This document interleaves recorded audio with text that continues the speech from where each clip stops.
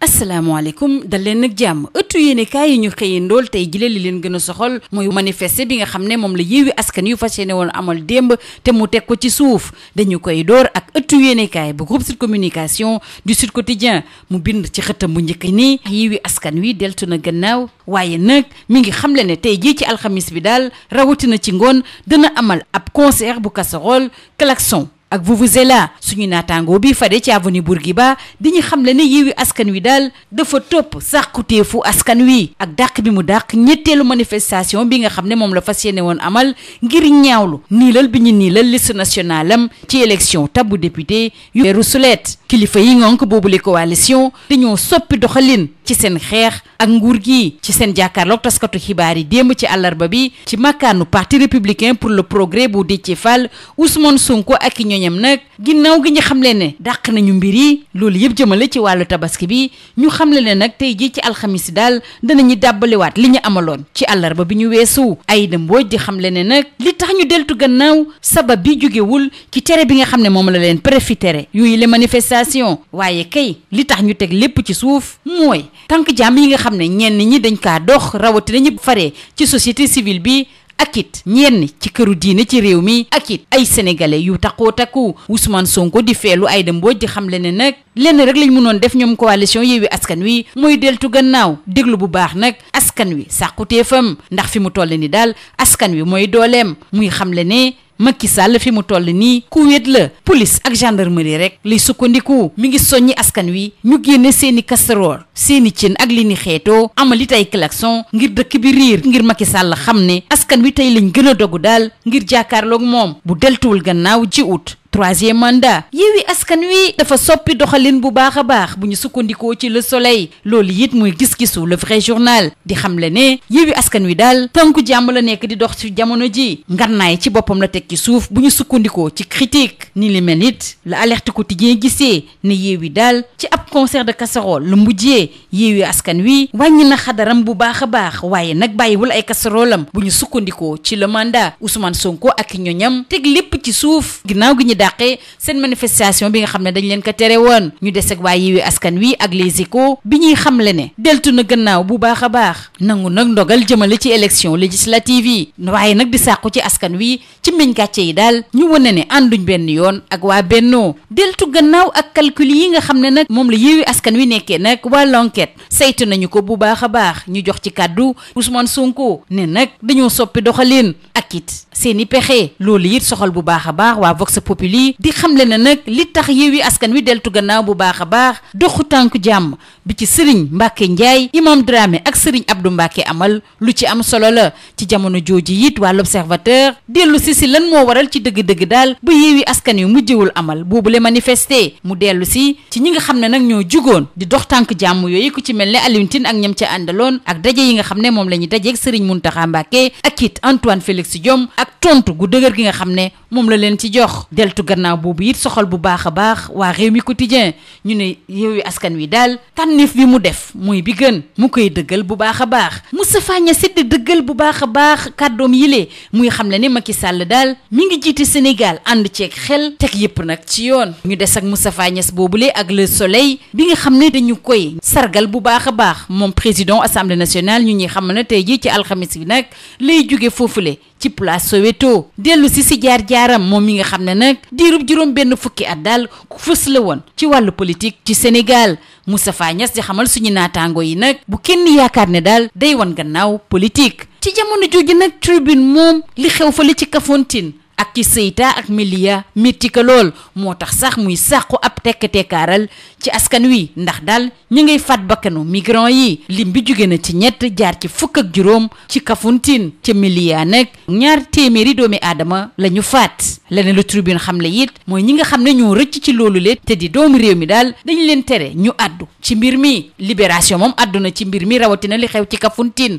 dellu si ci li métti li nga xam ne moo fa am ñu des ak waa Libération di ñu waxtaane waat ki nga xam ne moo tegoon loxo bébé Aïda te it bañ a wax dëgg ci moom mooy kan ci dëgg-dëgg ak ci ban réew la soxee ko Sira Diallo ci boppam daal yëpp leer na ab doomu Sénégal la du benn yoon doomu Gambie Sira Dramé daal moom daal la jëloon ngir nax nit ñi. Libération di ñu xamal ne ay photo yu bëri yu ay xale moom la ñu fekk ci téléphone portable am. ñu jeexale ko tàggat yaram door ko ak waa stade bi waxtaanee Ismaïla Sarr ne ay mbiram daal leerul dara fi mu toll nii li ko waral Watford si boppam moo deltu gannaaw bu baax a baax ci Premier League bi. ñu des ak beneen gaynde ginnaaw Ismaïla Sarr ñu jàll ci Koulibaly ak waa Record bi ñu xam le ne moom nag jege na lool Premier League bi ndax ki nga xam ne mooy saytu ay mbiram di agent am waa Chelsea dalal nañu ko. ci jamono jooju nag sat di ñu waxtaane waat wàllu éliminatoire mondial 2023 ci wàllu basket ne alhamdulilah gaynde yi yegg nañu ci Alexandrie ginnaaw ñetti fan yoo xam ne nag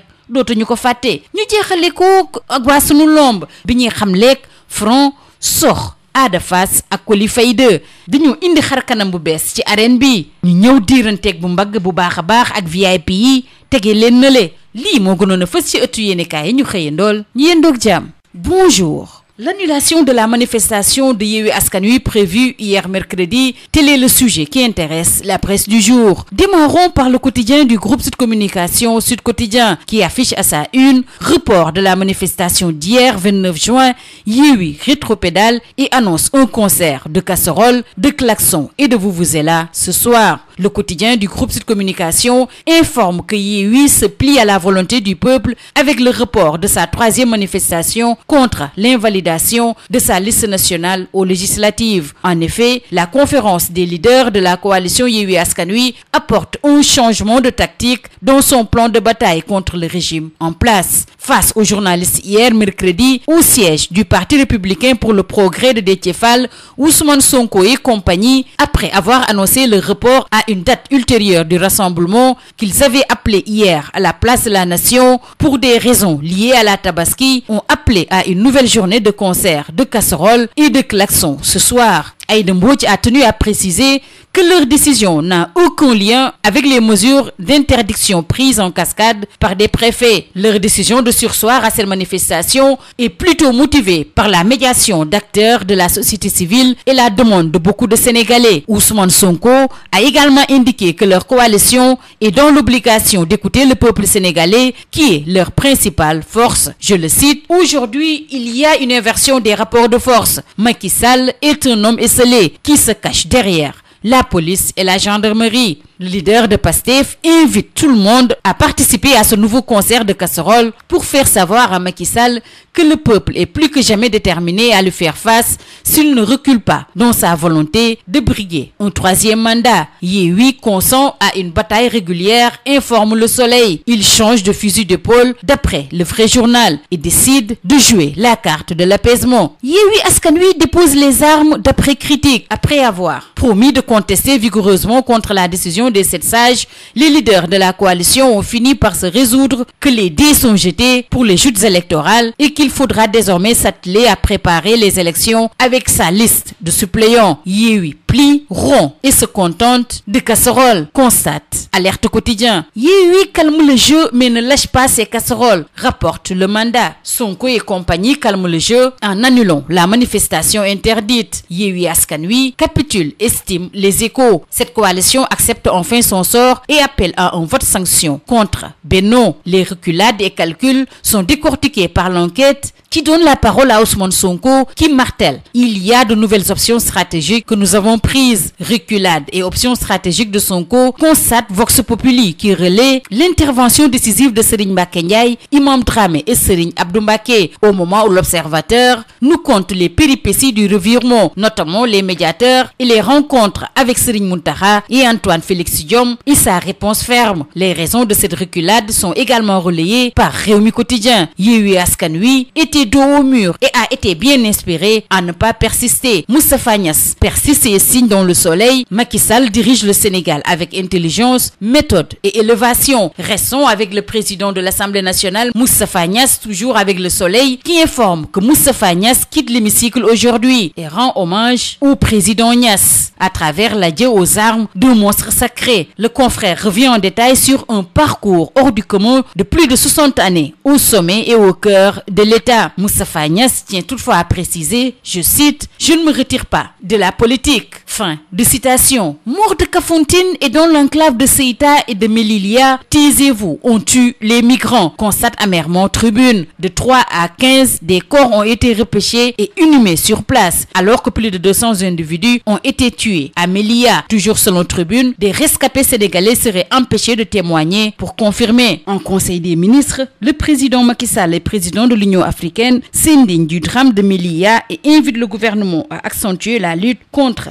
l'immigration clandestine. Libération revient également sur ce terrible drame à la suite d'un incendie à bord d'une embarcation au large de Kafountine. Restons avec Libération qui nous parle de la ravisseuse de bébé Aïda qui a menti sur son identité et sa nationalité. Sira Dramé a tout simplement été démasquée. Elle est de nationalité sénégalaise et non gambienne. Sira Dramé était un nom usurpé pour brouiller des pistes. Plusieurs photos d'enfants ont été retrouvées sur son téléphone portable et toujours selon Libération, l'enlèvement de bébé Aïda était prémédité. En sport, Stades le quotidien du sport révèle que le flou règne autour d'Ismaïla Sarr après la relégation de Watford. Restons avec les Lions du Sénégal et place à Koulibaly qui est proche de la Premier League. D'après Record, son agent a été reçu par Chelsea au moment où Stades le quotidien du sport signale. Pour les éliminatoires du Mondial 2023, les Lions sont enfin à Alexandrie après 3 jours de galère. Terminons par Sunu Lamb qui relève ce nouveau vent qui souffle sur l'arène avec Franc, Sokh, Ada Fass et Coly Faye 2. L'arène nationale est pleine. Le confrère relève également des face-to-face shows et des combats exclusifs. Franc, Sokh, Ada Fass et Coly Faye 2 relèguent les VIP au second plan. C'est tout. À vos journaux et très bonne lecture.